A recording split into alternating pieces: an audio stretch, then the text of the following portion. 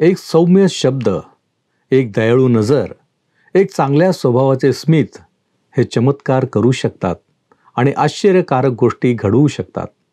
काय आपण हे अनुभवलेले आहे?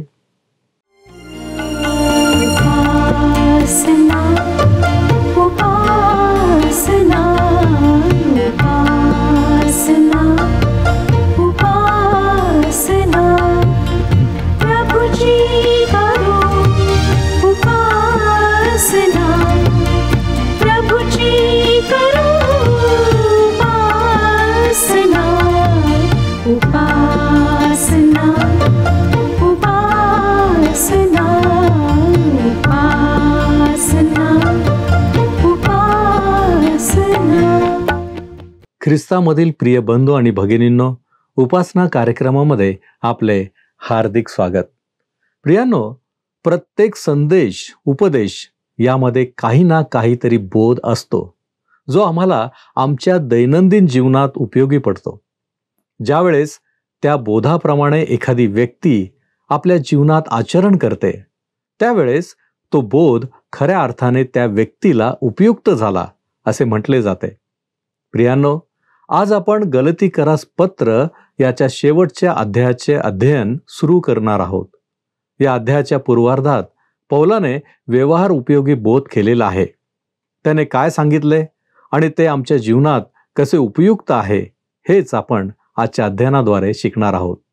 तर मग चला प्रियांनो, आपण आपल्या अध्ययनाची सुरुवात करूया.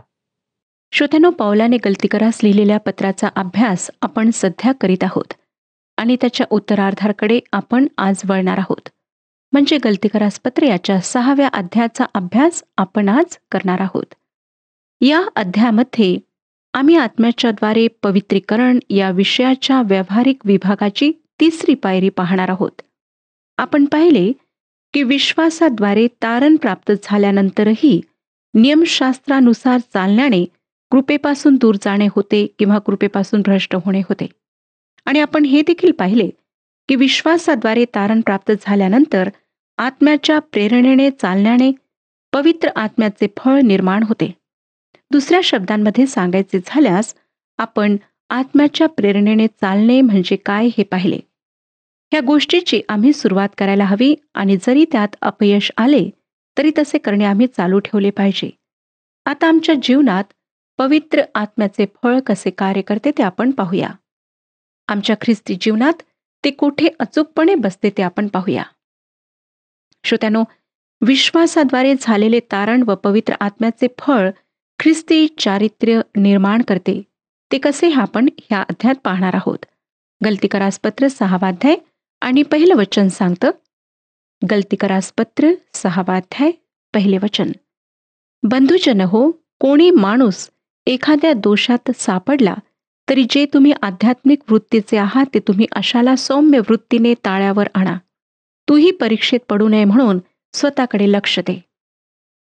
या वचनातील कोणी मनुष्य हा शब्द कोणत्याही ख्रिस्ती स्त्री किंवा पुरुषासाठी वापरण्यात आलेला आहे व त्यातील अपराध हा शब्द ग्रीक शब्द पॅराटोमा यापासून घेण्यात आला आहे व त्या शब्दाचा अर्थ खाली पडणे किंवा अपघात होणे असा आहे. अडखळणे असा आहे. त्याचा अर्थ मोठे पाप असा नाही तर भयंकर चूक असा आहे. एखादी व्यक्ती अशा प्रकारे अपराधात पडली असता काय करायला हवे? जे स्वतःला आत्मिक समजतात ते या वचनाचा अर्थ असा लावतात की त्यांनी अशा माणसाला चांगले फैलावर घ्यावे, कारण की त्याने चूक केली आहे. अशा व्यक्तीसाठी काहीही करण्याची इच्छा नसणे हाही धोका त्यामध्ये आहे. त्याऐवजी आम्ही अशा व्यक्तीवर फार टीका करून त्याला दोषपात्र ठरवतो. श्रोत्यांनो, जेव्हा विश्वासणारा पाप करतो तेव्हा तो त्याचे तारण गमावत नाही. जेव्हा एखादी विश्वासणारी व्यक्ती अपराधात पडली तर आत्मिक ख्रिस्ती व्यक्तीने त्या व्यक्तीच्या चुकीला सौम्यतेने सुधारण्यास सहाय्य केले पाहिजे. सौम्यता हे आत्म्याचे फळ आहे. उदाहरणार्थ, एखादा ख्रिस्ती पती चुकून एखाद्या अपराधात पडला तर त्याच्या ख्रिस्ती पत्नीने त्याचा तिरस्कार करून त्याला दूर लोटणे बरोबर नाही, तर सौम्यतेने त्याच्याशी वागून ती चूक सुधारण्यास त्याचे सहाय्य करायला हवे. या ठिकाणी अपराधात पडणे ह्या शब्दासाठी जो ग्रीक शब्द वापरला आहे तो शब्द जेव्हा प्रभू येशू ख्रिस्त गेतसेमने बागेत पालथा पडून प्रार्थना करीत होता त्या संदर्भात वापरलेला शब्द आहे. त्या शब्दाचा अर्थ आहे अडखळणे.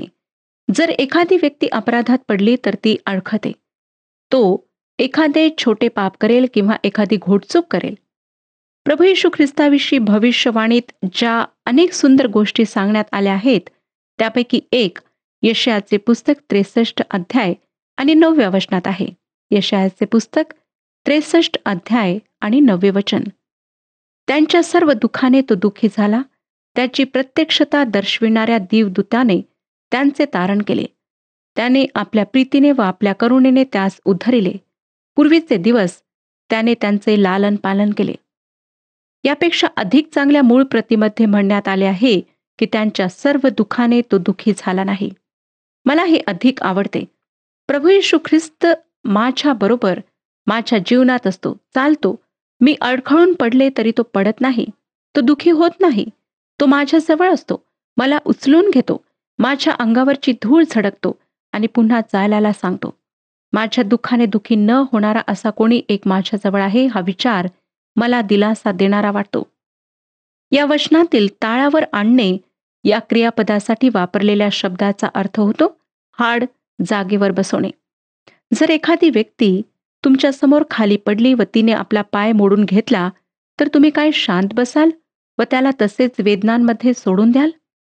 परमेश्वर म्हणतो, जे तुम्ही आत्मा पावलेले आहात ते तुम्ही त्याचे हाड जागेवर बसवा, त्याला त्याच्या पायांवर पुन्हा उभे करा आणि हे सर्व सौम्यतेच्या आत्म्याने करायला हवे. श्रोत्यांनो, आम्हाला सौम्यता अंगी बाळगायची आहे. आमच्या स्वभावामध्ये सौम्यता आम्ही दर्शवायची आहे. पॉल म्हणतो, जे तुम्ही आत्मा पावलेले आहात ते तुम्ही अशाला सौम्य भावाने ताळ्यावर आणा. लक्षात घ्या की अशा व्यक्तीला सौम्यतेच्या आत्म्याने ताळ्यावर आणायला हवे. जी आत्मिक व्यक्ती आहे तिच्या जीवनात पवित्र आत्म्याचे प्रीती, आनंद, शांती, सहनशीलता, ममता, चांगुलपणा, विश्वासूपणा आणि सौम्यता हे फळ असायला हवे. पुढे पॉल म्हणतो, तुम्ही परीक्षेत पडू नये याविषयी स्वतः सांभाळा. आपला भाऊ जी चूक करीत आहे तिच्याकडे बोट दाखवित असताना आणि तिच्याविषयी त्याच्यावर टीका करताना तुम्ही असे समजू नका की तुमच्याकडून तसे काही होणार नाही. तुम्हीही ती चूक करू शकता, म्हणून त्याला सौम्यतेच्या आत्म्याने ताळ्यावर आणा. पुढे तो 6वा अध्याय आणि 2ऱ्या वचनात काय म्हणतो पहा. एकमेकांची ओझी वहा म्हणजे तुम्ही ख्रिस्ताचा नियम पूर्ण कराल. श्रोत्यांनो, आम्हाला एकमेकांची ओझी वाहण्याकरिता सांगण्यात आलेले आहे, जे फार कठीण आहे. आम्ही स्वतःची ओझी तर वाहू शकतो, पण एकमेकांची ओझी वाहण्याकरिता आमच्यामध्ये प्रथम आत्म्याचे फळ असायला हवे.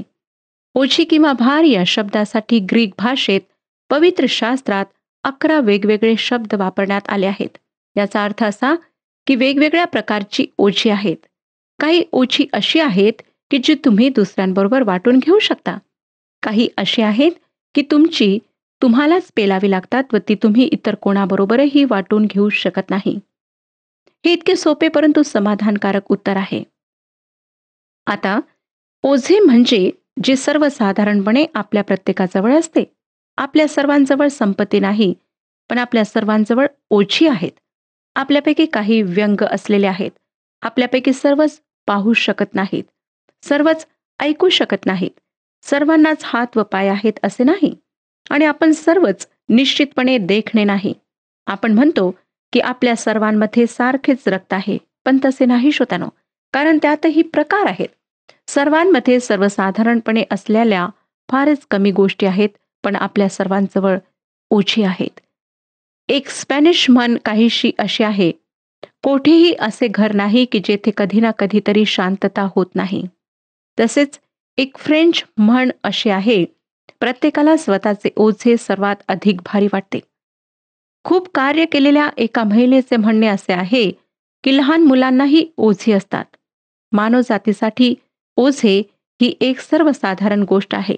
आम्हा सर्वांजवळ ओझे आहेत, तरीही आपल्या सर्वांची ओझी सारखी नाहीत. आम्हाला वेगवेगळी ओझी आहेत. पॉल या गलतीकरास लिहिलेल्या पत्राच्या 6व्या अध्यायात ओझ्यांचे 2 भाग पाडतो. एक भाग जी ओझी आम्ही इतरांबरोबर वाटून घेऊ शकतो त्यांचा आहे, तर दुसरा भाग जी ओझी आमची आम्हाला पेलावी लागतात ती आम्ही कोणाबरोबरही वाटून घेऊ शकत नाही, त्या ओझ्यांचा आहे. आम्हाला ग्रीक भाषेतले ओझ्यांसाठी असलेले 2 वेगवेगळे शब्द माहीत नव्हते.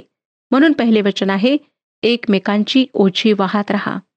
ओझ्यासाठी असलेला ग्रीक शब्द आहे बारॉस, म्हणजे काहीतरी जड असलेले. प्रभू येशू जेव्हा ओझे व दिवसाची उष्णता यांच्याविषयी बोलला, तेव्हा त्याने त्याचा उपयोग केला. सुरुवातीची मंडळी पहिल्या सभेकरिता जेव्हा यरुशलेमेत एकत्रित आली, तेव्हा तिने एक निर्णय घेतला. त्यात तिने ओझ्याविषयी काही ठरवले. काय ते आपण प्रेषितांची कृत्ये 15वा अध्याय आणि 28व्या वचनात वाचूया. प्रेषितांची कृत्ये 15वा अध्याय 28वे वचन. पुढील अगत्याच्या गोष्टीविषयी तुम्हावर जास्त भार घालू नये असे पवित्र आत्म्याला व आम्हाला योग्य दिसले. यरुशलेमेतील मंडळीबरोबर जे ओझे ते वाटून घेणार होते त्याविषयी हे वचन आहे.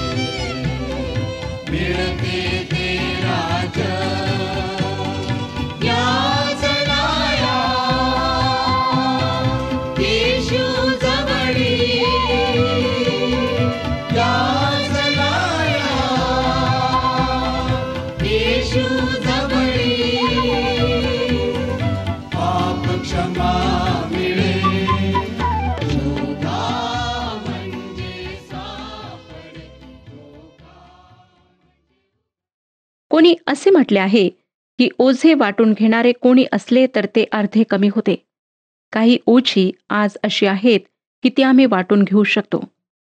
एकदा एक बाई आपल्या फार ओझे असलेल्या पिशवीसह बसमध्ये चढली. ती एका माणसाच्या शेजारी बसली आणि तिने आपली पिशवी आपल्या मांडीवर ठेवली. तिची ती गैरसोय पाहून तिच्या शेजारचा माणूस तिला म्हणाला, बाई, तुम्ही आपली जड पिशवी खाली ठेवलीत तर तुम्हाला व तुमच्या पिशवीलाही वाहून ही बस नेते हे तुमच्या लक्षात येईल. श्रोत्यांनो, काही ओझी अशी आहेत की जी तुम्ही वाटून घेऊ शकता. आता ओझे म्हणजे बारॉस याचा अर्थ अपराध असाही होतो. जर एखादा माणूस अपराधात पडला म्हणजे ते त्याचे ओझे आहे. ते वाहण्यासाठी तुम्ही त्याला मदत करू शकता. ओझे म्हणजे दुबळेपणा, अशक्तपणा, अज्ञान, दबाव, तणाव किंवा दुःखही होऊ शकते. आपल्यापैकी अनेकांमध्ये दोष आहेत व ते ओझे आहे. कित्येकदा आपण खाली पडतो आणि कित्येकदा आपण आपल्या बांधवांना खाली पडताना पाहतो. जे आत्मा पावलेले आहेत त्यांनी अशाला ताळ्यावर आणायला हवे. त्यानंतर तुम्ही व मी वाटून घेऊ शकतो असे आणखीन एक ओझे आहे, ते म्हणजे तणाव. त्यासाठी तुम्ही झोपेच्या गोळ्या घेऊ शकता, परंतु त्याने तुमच्या समस्या सुटत नाहीत. मानवजातीने आतापर्यंत कधीही अनुभवले नाही अशा प्रकारच्या तणावाच्या दिवसातून आम्ही जात आहोत.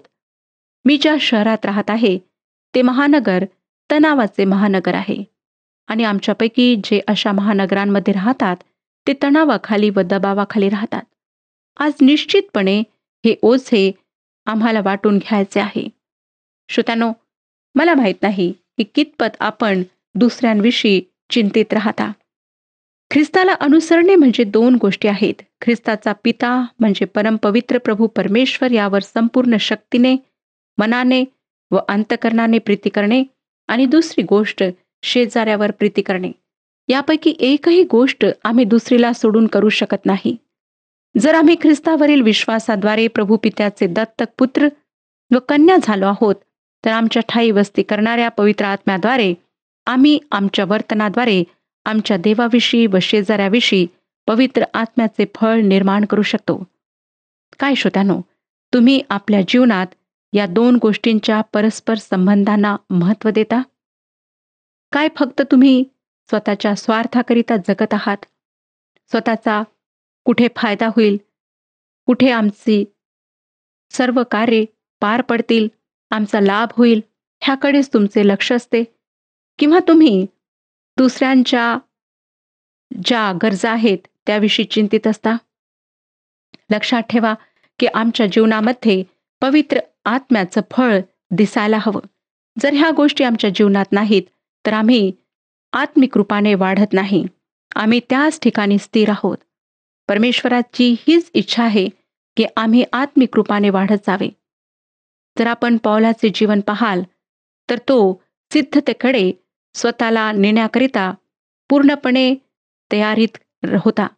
त्याने आपल्या शरीराला सुद्धा नियंत्रणात आणले, जेणेकरून त्या सिद्धतेला त्याने प्राप्त करावे.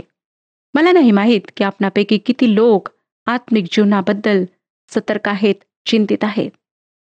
आम्ही आमच्या शरीरासाठी, आमच्या इतर गोष्टींसाठी किती चिंतित राहतो. सर्व काही प्राप्त करण्याचा प्रयत्न करतो. त्याकरिता आमचे प्रयत्न रात्रंदिवस चालू राहतात. परंतु आत्मिक जीवनाविषयी काय? काय आम्ही आत्मिक रूपाने वाढण्याकरिता प्रयत्न करतो? काय आम्ही प्रार्थनेमध्ये पर्याप्त वेळ घालवतो? ज्या प्रकारे पौल ह्या ठिकाणी गलती येथील मंडळीला लिहित आहे, त्या गोष्टी आज आम्हाला सुद्धा लागू पडतात. तो म्हणतो की आत्म्याच्या द्वारे निष्पन्न होणारे फळ प्रीती, आनंद, शांती, सहनशीलता, ममता, चांगुलपणा, विश्वासूपणा, सौम्यता, इंद्रिय दमन, ह्या ज्या गोष्टी आहेत त्या आमच्या जीवनात असायला हव्यात. देहाची जी कर्मे आहेत त्यांचा आम्ही त्याग करायला हवा. मला माहीत नाही की आपणापैकी किती लोकांच्या जीवनामध्ये जार कर्म आहे, व्यभिचार आहे, अशुद्धपणा आहे, कामातुरपणा आहे. आपणापैकी कित्येक लोकांच्या जीवनात कदाचित वैर असेल, कलह असेल, मत्सर असेल, एखाद्या व्यक्तीविषयी राग असेल, तट असेल, आपसामध्ये फूट असेल, पक्षभेद असतील. आपण एखाद्या व्यक्तीचा हेवा करीत असाल, आपण दारू पिणारे असाल, रंगेलपणामध्ये जीवन व्यतीत करणारे असाल. आज परमेश्वर आपणाशी बोलत आहे. त्याची हीच इच्छा आहे की आपण ह्या सर्व गोष्टींबद्दल पश्चाताप करावा. देहाची जी कर्मे आहेत, जी तुम्हाला नाशाच्या मार्गावर नेत आहेत आणि तुमचा नाश अटळ आहे, त्यापासून वापस परता. पश्चाताप करा. तुमची पापे कितीही भयंकर असली तरी आज परमेश्वर त्या सर्व पापांची क्षमा करण्याकरिता तयार आहे. श्रोत्यानो, आमच्या ह्या भयंकर पापी जीवनावर परमेश्वराने दृष्टी केली आणि म्हणूनच त्याने आपल्या एकुलत्या एक पुत्राला ह्या जगात पाठवले, ज्याने ह्या जगात येऊन मानव रूपात राहून वधस्तंभावर आमच्याकरिता प्राण दिला. संपूर्ण मानवजातीचे पाप त्याने स्वतःवर घेतले. प्रभू येशू ख्रिस्ताच्या त्या पवित्र रक्तामध्येच आमची पापे धुतल्या जातात. आम्हाला त्या सर्व पापांपासून क्षमा प्राप्त होते. प्रभू येशू ख्रिस्ताने तारणाचे मुक्तीचे कार्य वधस्तंभावर पूर्ण केलेले आहे. त्या कार्यामध्ये आपण काहीच करू शकत नाही किंवा त्यामधून काही उणे सुद्धा करू शकत नाही. आपणाला फक्त एकच करायचे आहे, ते म्हणजे प्रभू येशू ख्रिस्तावर तारणारा म्हणून विश्वास ठेवायचा आहे. होऊ शकते की आज तुमचे मन कठोर आहे. तुम्हाला असं वाटत असेल की हे काय फालतू गोष्टी तुम्ही सांगत आहात, त्यामध्ये काहीच अर्थ नाही. परंतु श्रोत्यानो, गंभीरपणे आपल्या आत्मिक जीवनाविषयी विचार करा. आजपर्यंत तुम्ही ह्या सर्व गोष्टींना निरर्थक म्हणून टाळलेले आहे, परंतु तरी सुद्धा प्रभू प्रतिदिवशी तुमच्याशी बोलत आहे. अजूनही आपण पश्चाताप केलेला नाही. आपली हीच धारणा आहे की मी स्वप्रयत्नांनी पापांपासून सुटका प्राप्त करून घेईन आणि माझ्या चांगल्या कर्मांनी मी मुक्ती प्राप्त करून घेईन. श्रोत्यानं, पवित्र वचन सांगतं की प्रभू येशू ख्रिस्ताशिवाय कुठल्याही मार्गाने आपण स्वर्गात प्रवेश करू शकणार नाही. फक्त प्रभू येशू ख्रिस्ताच्या द्वारेच आपला आणि परमेश्वराचा संबंध स्थापित होऊ शकतो. फक्त प्रभू येशू ख्रिस्तामध्येच, त्याच्या रक्तामध्ये सामर्थ्य आहे की आम्हाला पापांची क्षमा त्याने द्यावी. म्हणून जी तुमची चुकीची समजूत आहे, गैरसमजूत आहे, तिला दूर करा आणि परमेश्वराचं जे सत्य वचन आहे, जे आज तुमच्याकरिता तुमच्या मातृभाषेमध्ये उपलब्ध आहे, ते वाचा. प्रभू येशू ख्रिस्ताजवळ या. सत्य जाणून घेण्याचा प्रयत्न करा. परमेश्वराचे हे वचन आज जे आमच्याकरिता उपलब्ध आहे, कदाचित ते उद्या आमच्याकरिता उपलब्ध राहणार नाही. ही वेळ निघून जाईल. ही कृपेची वेळ आहे श्रोत्यानो, आणि पवित्र वचन आम्हाला सांगतं की ही वेळ संपणार आहे आणि त्यानंतर प्रभू येशू ख्रिस्त आज जो तारणार आहे, तो एक न्यायाधीश म्हणून ह्या जगात येणार आहे.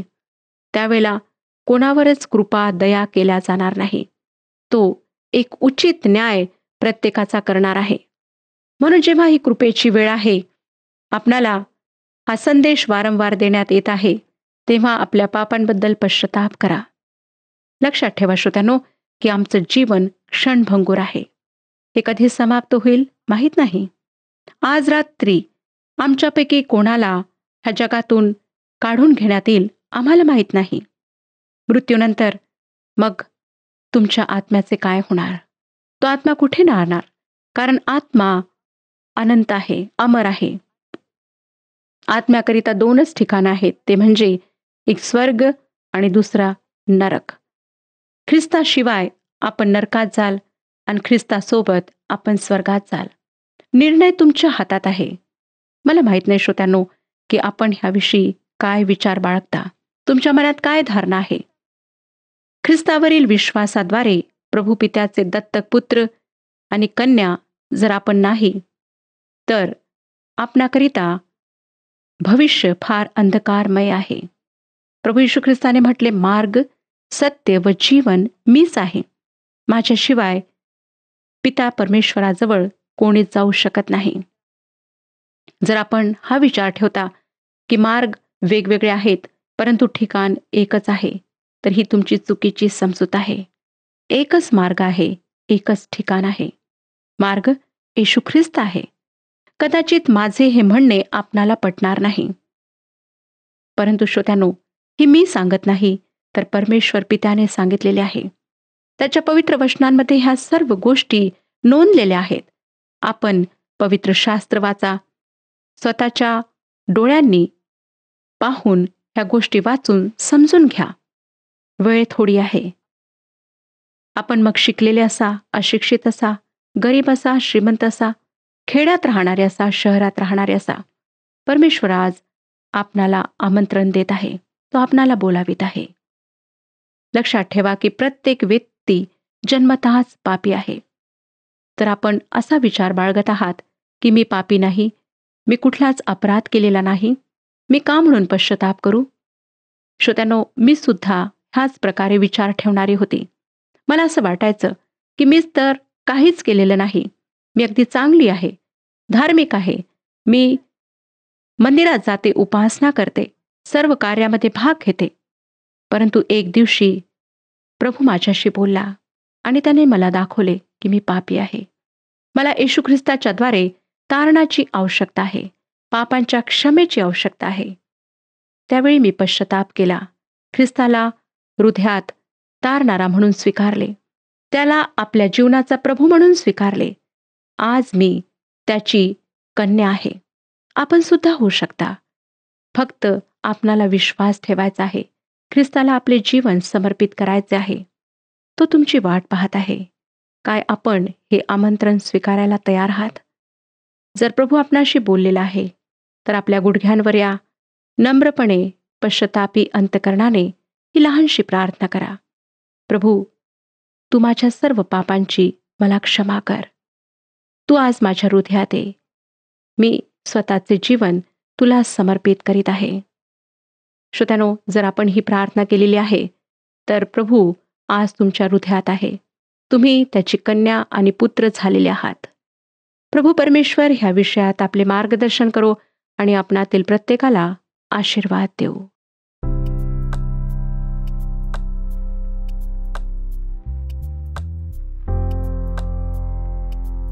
आजचा प्रश्न: एकमेकांसाठी काय केल्याने ख्रिस्ताचा नियम पूर्ण होतो? ए.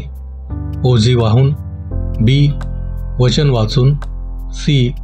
राग करून, डी. ओळख दाखवून.